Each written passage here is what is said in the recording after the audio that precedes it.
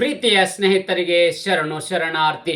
ಸ್ನೇಹಿತರೆ, ಇವತ್ತಿನ ನಮ್ಮ ಜಾಬ್ ಸರ್ಚ್ ಏನಪ್ಪಾ ಅಂದ್ರೆ KEA ಅಂದ್ರೆ BWSSP ರಿಕ್ವೈರ್ಮೆಂಟ್ 2025 ಅಧಿಸೂಚನೆ ಪ್ರಕಟವಾಗಿದೆ ಅಂತ ಹೇಳಿದ್ರೆ ಕರ್ನಾಟಕ ಪರೀಕ್ಷಾ ಪ್ರಾಧಿಕಾರ ಬೆಂಗಳೂರು ನೀರು ಸರಬರಾಜು ಮತ್ತು ಒಳಚರಂಡಿ ಮಂಡಳಿಯಲ್ಲಿ ಖಾಲಿ ಇರುವ ಸಹಾಯಕ ಅಭಿಯಂತರು ಮತ್ತು ಕಿರಿಯ ಸಹಾಯಕರು ಸೇರಿದಂತೆ ವಿವಿಧ ಹುದ್ದೆಗಳ ಭರ್ತಿಗೆ ಅರ್ಹ ಹಾಗೂ ಆಸಕ್ತ ಅಭ್ಯರ್ಥಿಗಳಿಂದ ಅರ್ಜಿಗಳನ್ನು ಆಹ್ವಾನಿಸಲಾಗಿದೆ. ಹುದ್ದೆಗಳ ಭರ್ತಿಗೆ ಸಂಬಂಧಿಸಿದಂತೆ ಹುದ್ದೆಗಳ ಸಂಖ್ಯೆ, ಕರ್ತವ್ಯ ಸ್ಥಳ, ಶೈಕ್ಷಣಿಕ ಅರ್ಹತೆ, ವೇತನ, ಅರ್ಜಿ ಶುಲ್ಕ ಇನ್ನಿತರವಾಗಿ ಒಂದು ಫುಲ್ ನೋಟಿಫಿಕೇಶನ್ ಬಗ್ಗೆ ಮಾಹಿತಿ ನಾನು ನಿಮಗೆ ಈ ವಿಡಿಯೋದಲ್ಲಿ ತಿಳಿಸ್ಕೊಡುತ್ತೇನೆ. ನಮ್ಮ ಯೂಟ್ಯೂಬ್ ಚಾನಲ್ಗೆ ಮೊದಲ ಬಾರಿ ಭೇಟಿ ನೀಡಿದರೆ ಸಬ್ಸ್ಕ್ರೈಬ್ ಜೊತೆಗೆ ಬೆಲ್ ಐಕನ್ ಕ್ಲಿಕ್ ಮಾಡೋದನ್ನ ಮರಿಬೇಡಿ. ಯಾಕಪ್ಪ ಅಂದ್ರೆ ನಾವು ಪ್ರತಿನಿತ್ಯ ಕೇಂದ್ರ ಸರ್ಕಾರ ಮತ್ತು ರಾಜ್ಯ ಸರ್ಕಾರದ ಹೊಸ ಉದ್ಯೋಗ ಮಾಹಿತಿ ಕೊಡಲಿದ್ದೇವೆ. ಅದೇ ರೀತಿ ನಾವಿಲ್ಲಿ ಕುಲಂಕುಷವಾಗಿ ಒಂದು ನೋಟಿಫಿಕೇಶನ್ ಬಗ್ಗೆ ಮಾಹಿತಿ ನೋಡೋದಾದ್ರೆ ತಾವುಗಳಲ್ಲಿ ಗಮನಿಸಬಹುದು ಯಾವೆಲ್ಲ ಒಂದು ಹುದ್ದೆಗಳ ಮೊದಲೇದಾಗಿ ಇಲ್ಲಿ ಕರೆದಿದ್ದಾರಪ್ಪ ಅಂತಂದ್ರೆ ಇಲ್ಲಿ ತಾವುಗಳು ನೋಡಿ, ಸಹಾಯಕ ಅಭಿಯಂತರು civil electrical mechanical computer science ಇರ್ತಕ್ಕಂಥದ್ದು, ಕಿರಿಯ ಅಭಿಯಂತರು ಸಿವಿಲ್ ಎಲೆಕ್ಟ್ರಿಕಲ್ ಮತ್ತು ಮೆಕ್ಯಾನಿಕಲ್, ಸಹಾಯಕ ಕಿರಿಯ ಸಹಾಯಕ ಮತ್ತು ಮಾಪನ ಓದುಗ 2ನೇ ದರ್ಜೆಯ ಉಗ್ರಾಣ ಪಾಲಕ ಅಂದ್ರೆ ಈ ತರದ ಒಂದು ವಿವಿಧ ಹುದ್ದೆಗಳ ಅರ್ಜಿಗಳನ್ನು ಆಹ್ವಾನಿಸಲಾಗಿದೆ. ಹಾಗಾದ್ರೆ ಕರ್ತವ್ಯ ಸ್ಥಳದಲ್ಲಿ ನೋಡೋದಾದ್ರೆ ಇಲ್ಲಿ ಹುದ್ದೆಗೆ ಆಯ್ಕೆಯಾದ ಅಭ್ಯರ್ಥಿಗಳು ಬೆಂಗಳೂರಿನಲ್ಲೇ ಕೆಲಸವನ್ನ ನಿರ್ವಹಿಸಬೇಕಾಗತ್ತೆ. ಅಂದ್ರೆ ಈ ಒಂದು ಜಾಬ್ ಲೊಕೇಶನ್ ಇರ್ತಕ್ಕಂಥದ್ದಲ್ಲಿ ಬೆಂಗಳೂರಿನಲ್ಲೇ ಕೆಲಸವನ್ನ ನಿರ್ವಹಿಸಬೇಕಾಗತ್ತೆ. ಹಾಗಾದ್ರೆ ಒಟ್ಟು ಹುದ್ದೆಗಳು ಎಷ್ಟು ಕರೆದಿದ್ದಾರೆ ಖಾಲಿ ಇರ್ತಕ್ಕಂಥ ಹುದ್ದೆಗಳಪ್ಪ ಅಂದ್ರೆ ಒಟ್ಟು ಇಲ್ಲಿ ಕರ್ನಾಟಕದಾದ್ಯಂತ ಇರ್ತಕ್ಕಂಥದ್ದು 224 ಹುದ್ದೆಗಳ ಅರ್ಜಿಗಳನ್ನು ಆಹ್ವಾನಿಸಲಾಗಿದೆ. ಎಷ್ಟಿರ್ತಕ್ಕಂಥದ್ದು 224 ಹುದ್ದೆಗಳ ಅರ್ಜಿಗಳನ್ನು ಆಹ್ವಾನಿಸಲಾಗಿದೆ. ಹಾಗಾದ್ರೆ ಯಾವೆಲ್ಲ ಒಂದು ಹುದ್ದೆಗಳನ್ನ ಕರೆದಿದ್ದಾರೆ, ಆ ಹುದ್ದೆಗೆ ಅನುಗುಣವಾಗಿ ಎಷ್ಟು ಸಂಖ್ಯೆಗಳ ಹುದ್ದೆಗಳನ್ನು ಕರೆದಿದ್ದಾರೆ ಅಂತ ನಾವಿಲ್ಲಿ ನೋಡೋದಾದ್ರೆ ತಾವುಗಳಲ್ಲಿ ಗಮನಿಸಬಹುದು. ಏನು ಸಹಾಯಕ ಅಭಿಯಂತರ ಸಿವಿಲ್ಗೆ ಇಲ್ಲಿ 13 ಹುದ್ದೆಗಳಿದ್ದಾರೆ. ಇದು RPC ಇರ್ತಕ್ಕಂಥದ್ದು. HKಗೆ ಇಲ್ಲಿ ಅಂದ್ರೆ ಹೈದರಾಬಾದ್ ಕರ್ನಾಟಕ ಏನ್ ಅಂತೀವಿ ಅಲ್ಲಿಗೆ ಇಲ್ಲಿ 5 ಹುದ್ದೆಗೆ ಇರ್ತಕ್ಕಂಥದ್ದು ಅಂದ್ರೆ ಅವ್ರಿಗೆ ಇರ್ತಕ್ಕಂಥದ್ದು. ಸಹಾಯಕ ಇಲ್ಲಿ ಅಭಿಯಂತರು ಎಲೆಕ್ಟ್ರಿಕಲ್ಗೆ 4 ಹುದ್ದೆಗಳು, ಇಲ್ಲಿ 1 ಹುದ್ದೆಗೆ ಇರ್ತಕ್ಕಂಥದ್ದು. ಸಹಾಯಕ ಅಭಿಯಂತರು ಮೆಕ್ಯಾನಿಕಲ್ಗೆ 2 ಹುದ್ದೆಗಳು, ಇಲ್ಲಿ 1 ಹುದ್ದೆಗೆ ಇರ್ತಕ್ಕಂಥದ್ದು. ಮತ್ತು ಸಹಾಯಕ ಅಭಿಯಂತರ ಕಂಪ್ಯೂಟರ್ ಸೈನ್ಸ್ಗೆ 1 ಹುದ್ದೆಗಳು, ಇಲ್ಲಿ ಯಾವುದೇ ಹುದ್ದೆಗಳು ಇರೋದಿಲ್ಲ ಅವರಿಗೆ. ಅದೇ ರೀತಿ ಕಿರಿಯ ಅಭಿಯಂತರು ಸಿವಿಲ್ಗೆ ಇಲ್ಲಿ 20 ಹುದ್ದೆಗಳಿದ್ದಾರೆ, ಇಲ್ಲಿ 3 ಹುದ್ದೆಗಳು ಇರ್ತಕ್ಕಂಥದ್ದು. ಕಿರಿಯ ಅಭಿಯಂತರು ಎಲೆಕ್ಟ್ರಿಕಲ್ಗೆ 21 ಹುದ್ದೆಗಳು, ಇಲ್ಲಿ 2 ಹುದ್ದೆಗಳು.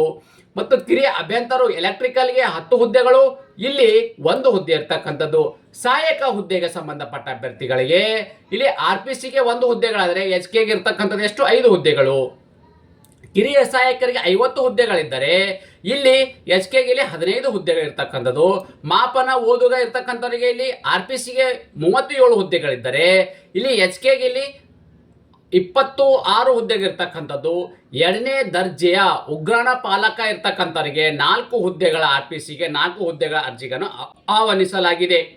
ಅದೇ ರೀತಿ ನಾವು ಇಲ್ಲಿ ಯಾವ ಒಂದು ಶೈಕ್ಷಣಿಕ ಅರ್ಹತೆ ಹೊಂದಿರತಕ್ಕಂಥ ಅಭ್ಯರ್ಥಿಗಳು ಈ ಹುದ್ದೆಗೆ ಅರ್ಜಿಗಳನ್ನು ಸಲ್ಲಿಸಬಹುದು ಅಂತ ನಾವಿಲ್ಲಿ ಮಾಹಿತಿ ನೋಡೋದಾದ್ರೆ ಬನ್ನಿ ನೋಡಿ. ಏನು ಇಲ್ಲಿ ಸಹಾಯಕ ಅಭಿಯಂತರು ಸಿವಿಲ್ಗೆ ಇಲ್ಲಿ BTech ಸಿವಿಲ್ ಇಂಜಿನಿಯರ್ ಅನ್ನ ಹೊಂದಿರತಕ್ಕಂಥ ಅಭ್ಯರ್ಥಿಗಳು ಅರ್ಜಿಗಳನ್ನು ಸಲ್ಲಿಸಬಹುದಾಗಿದೆ. ಅದರ ಜೊತೆಗೆ ಸಹಾಯಕ ಅಭಿಯಂತರು ಎಲೆಕ್ಟ್ರಿಕಲ್ ಹುದ್ದೆಗೆ ಸಂಬಂಧಪಟ್ಟ ಅಭ್ಯರ್ಥಿಗಳು ಇವರು ಕೂಡ ಇಲ್ಲಿ BTech ಎಲೆಕ್ಟ್ರಿಕಲ್ ಇಂಜಿನಿಯರಿಂಗ್ ಅನ್ನ ಹೊಂದಿರತಕ್ಕಂಥ ಅಭ್ಯರ್ಥಿಗಳು ಅರ್ಜಿ ಸಲ್ಲಿಸಬಹುದಾಗಿದೆ. ಅದೇ ರೀತಿ ಸಹಾಯಕ ಅಭಿಯಂತರು ಮೆಕ್ಯಾನಿಕಲ್ ಹುದ್ದೆಗೆ ಸಂಬಂಧಪಟ್ಟ ಅಭ್ಯರ್ಥಿಗಳು BTech ಮೆಕ್ಯಾನಿಕಲ್ ಇಂಜಿನಿಯರಿಂಗ್ ಅನ್ನು ಅರ್ಹತೆ ಹೊಂದಿರತಕ್ಕಂಥ ಅಭ್ಯರ್ಥಿಗಳು ಅರ್ಜಿಗಳನ್ನು ಸಲ್ಲಿಸಬಹುದಾಗಿದೆ. ಸಹಾಯಕ ಅಭಿಯಂತರ ಕಂಪ್ಯೂಟರ್ ಸೈನ್ಸ್ ಹುದ್ದೆಗೆ ಸಂಬಂಧಪಟ್ಟ ಅಭ್ಯರ್ಥಿಗಳು ಕೂಡ ಇವರು ಕೂಡ ಇಲ್ಲಿ BTech ಕಂಪ್ಯೂಟರ್ ಸೈನ್ಸ್ ಇಂಜಿನಿಯರಿಂಗ್ ಅನ್ನು ಹೊಂದಿರತಕ್ಕಂಥ ಅಭ್ಯರ್ಥಿಗಳು ಅರ್ಜಿ ಸಲ್ಲಿಸಬಹುದಾಗಿದೆ.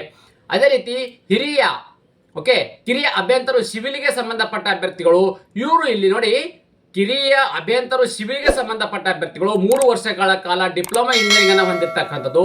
ಕಿರಿಯ ಅಭಿಯಂತರು ಎಲೆಕ್ಟ್ರಿಕಲ್ಗೆ 3 ವರ್ಷಗಳ ಕಾಲ ಡಿಪ್ಲೊಮಾ ಎಲೆಕ್ಟ್ರಿಕಲ್ ಇಂಜಿನಿಯರಿಂಗ್ ಅನ್ನು ಹೊಂದಿರತಕ್ಕಂಥ ಅಭ್ಯರ್ಥಿಗಳು. ಕಿರಿಯ ಅಭಿಯಂತರು ಮೆಕ್ಯಾನಿಕಲ್ ಹುದ್ದೆಗೆ ಸಂಬಂಧಪಟ್ಟ ಅಭ್ಯರ್ಥಿಗಳು 3 ವರ್ಷಗಳ ಕಾಲ ಡಿಪ್ಲೊಮಾ ಇನ್ ಮೆಕ್ಯಾನಿಕಲ್ ಇಂಜಿನಿಯರಿಂಗ್ ಅನ್ನು ಹೊಂದಿರತಕ್ಕಂಥ ಅಭ್ಯರ್ಥಿಗಳು ಅರ್ಜಿ ಸಲ್ಲಿಸಬಹುದಾಗಿದೆ. ಅದೇ ರೀತಿ ಸಹಾಯಕ ಹುದ್ದೆಗೆ ಸಂಬಂಧಪಟ್ಟ ಅಭ್ಯರ್ಥಿಗಳು ಕಲೆ, ವಾಣಿಜ್ಯ, ಸೈನ್ಸ್ ಪದವಿಯನ್ನು ಅರ್ಹತೆ ಹೊಂದಿರತಕ್ಕಂಥ ಅಭ್ಯರ್ಥಿಗಳು ನೋಡಿ, ಸಹಾಯಕ ಹುದ್ದೆಗೆ ಕಲೆ ಅಂದ್ರೆ ವಾಣಿಜ್ಯ ಮತ್ತು ಸೈನ್ಸ್ ಪದವಿಯನ್ನು ಹೊಂದಿರತಕ್ಕಂಥ ಅಭ್ಯರ್ಥಿಗಳು ಅರ್ಜಿ ಸಲ್ಲಿಸಬಹುದಾಗಿದೆ. ಮತ್ತು ಕಿರಿಯ ಸಹಾಯಕ ಹುದ್ದೆಗೆ ಸಂಬಂಧಪಟ್ಟ ಅಭ್ಯರ್ಥಿಗಳು PUC ಅಥವಾ ತತ್ಸಮಾನ, ಇಲ್ಲಿ ನೀವು ಕೇವಲ PUC ಪಾಸ್ ಆದ್ರೆ ಸಾಕು ಈ ಹುದ್ದೆಗೆ ಅರ್ಜಿಗಳನ್ನು ಸಲ್ಲಿಸಬಹುದಾಗಿದೆ. ಮಾಪನ ಓದುಗ ಹುದ್ದೆಗೆ ಸಂಬಂಧಪಟ್ಟ ಅಭ್ಯರ್ಥಿಗಳು ಕೂಡ ಇಲ್ಲಿ ಇವರು ಕೇವಲ PUC ತೇರ್ಗಡೆ ಹೊಂದಿದ್ರೆ ಸಾಕು ಹುದ್ದೆಗೆ ಅರ್ಜಿಗಳನ್ನು ಸಲ್ಲಿಸಬಹುದಾಗಿದೆ. ಎರಡನೇ ದರ್ಜೆ ಏನು ಉಗ್ರಾಣ ಪಾಲಕ ಹುದ್ದೆಗೆ ಸಂಬಂಧಪಟ್ಟ ಅಭ್ಯರ್ಥಿಗಳು ಇವರು ಕೂಡ ಇಲ್ಲಿ PUC ತೇರ್ಗಡೆ ಹೊಂದಿರತಕ್ಕಂಥ ಅಭ್ಯರ್ಥಿಗಳು ಹುದ್ದೆಗೆ ಅರ್ಜಿಗಳನ್ನು ಸಲ್ಲಿಸಬಹುದಾಗಿದೆ. ಹಾಗಾದ್ರೆ ಈ ಅಪ್ಲಿಕೇಶನ್ ಹಾಕೋ ಬಯಸುವ ಅಭ್ಯರ್ಥಿಗಳಿಗೆ ಒಂದು ವಯೋಮಿತಿ ಬಗ್ಗೆ ನಾವಿಲ್ಲಿ ಮಾಹಿತಿ ನೋಡೋದಾದ್ರೆ ತಾವುಗಳಲ್ಲಿ ಗಮನಿಸಬಹುದು. ಓಕೆ, ಮಿನಿಮಮ್ ಇರ್ತಕ್ಕಂಥದ್ದು ಎಷ್ಟು 18 ವರ್ಷ ಪೂರೈಸಬೇಕು. 18ರಿಂದ 38 ವರ್ಷ ನೋಡಿ, 18ರಿಂದ 38 ವರ್ಷ ಒಳಗಡೆ ಇರ್ತಕ್ಕಂಥ ಅಭ್ಯರ್ಥಿಗಳು ಹುದ್ದೆಗೆ ಅರ್ಜಿ ಸಲ್ಲಿಸಬಹುದು. ಇದು ಜನರಲ್ ಕ್ಯಾಟಗರಿ ಸಂಬಂಧಪಟ್ಟ ಅಭ್ಯರ್ಥಿಗಳು. 2A 2B 3A 3B ಅಭ್ಯರ್ಥಿಗಳಿಗೆ ಗರಿಷ್ಠ 41 ವರ್ಷ ಒಳಗಡೆ ಇರ್ತಕ್ಕಂಥವ್ರು. SC ST ಪ್ರೊ ವರ್ಗ 1 ಅಭ್ಯರ್ಥಿಗಳಿಗೆ 43 ವರ್ಷ ಒಳಗಡೆ ಇರ್ತಕ್ಕಂಥ ಅಭ್ಯರ್ಥಿಗಳು ಹುದ್ದೆಗೆ ಅರ್ಜಿ ಸಲ್ಲಿಸಬಹುದಾಗಿದೆ. ನೋಡಿ, ವಯೋಮಿತಿಯಲ್ಲಿ ನಾನು ಇಲ್ಲಿ ಜನರಲ್ ಕ್ಯಾಟಗರಿ ಆಗಿರ್ತಕ್ಕಂಥವ್ರು, OBC ಕ್ಯಾಟಗರಿ, SC ST ಕ್ಯಾಟಗರಿಗೆ ಸಂಬಂಧಪಟ್ಟ ಅಭ್ಯರ್ಥಿಗಳಿಗೆ ಯಾವ ಕ್ಯಾಟಗರಿ ಹುದ್ದೆಗೆ ಸಂಬಂಧಪಟ್ಟ ಅಭ್ಯರ್ಥಿ ಎಷ್ಟು ವಯೋಮಿತಿ ಒಳಗಡೆ ಇರ್ತಕ್ಕಂಥ ಅಭ್ಯರ್ಥಿಗಳು ಅರ್ಜಿ ಸಲ್ಲಿಸಬಹುದು ಎಂಬುದನ್ನು ನಾನು ಇಲ್ಲಿ ಹೇಳಿದ್ದೇನೆ. ಅದೇ ರೀತಿ ಆಯ್ಕೆ ಇರ್ತಕ್ಕಂಥ ಅಭ್ಯರ್ಥಿಗಳಿಗೆ ಅವರಿಗಿರ್ತಕ್ಕಂಥ ಒಂದು ವೇತನ ಎಷ್ಟು ಅಂತ ನೋಡಾದ್ರೆ ತಾವುಗಳು ಇಲ್ಲಿ ಗಮನಿಸಬಹುದು.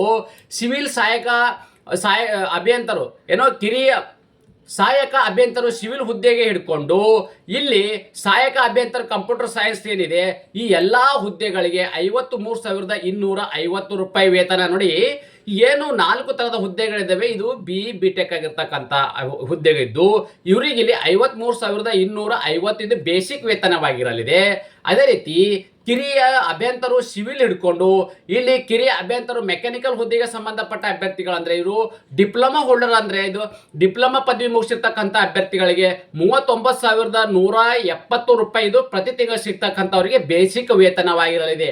ಅದೇ ರೀತಿ ಸಹಾಯಕ ಹುದ್ದೆಗೆ ಸಂಬಂಧಪಟ್ಟ ಅಭ್ಯರ್ಥಿಗಳು 34,510, ಕಿರಿಯ ಸಹಾಯಕ ಹುದ್ದೆಗೆ ಸಂಬಂಧಪಟ್ಟ ಅಭ್ಯರ್ಥಿಗಳು 27,750 ರೂಪಾಯಿ ಮತ್ತು ಮಾಪನ ಓದುಗ ಮತ್ತು 2ನೇ ದರ್ಜೆ ಮಾಪ ಇಲ್ಲ ಇದ್ದಾವೆ. ಈ ಎಲ್ಲ 3 ಕ್ಯಾಟಗರಿ ಸಂಬಂಧಪಟ್ಟ ಅಭ್ಯರ್ಥಿಗಳು ಅಂದ್ರೆ 3 ಹುದ್ದೆಗೆ ಸಂಬಂಧಪಟ್ಟ ಅಭ್ಯರ್ಥಿಗಳು 27,750 ರೂಪಾಯಿಲಿ ಬೇಸಿಕ್ ಇರ್ತಕ್ಕಂಥ ಒಂದು ವೇತನ.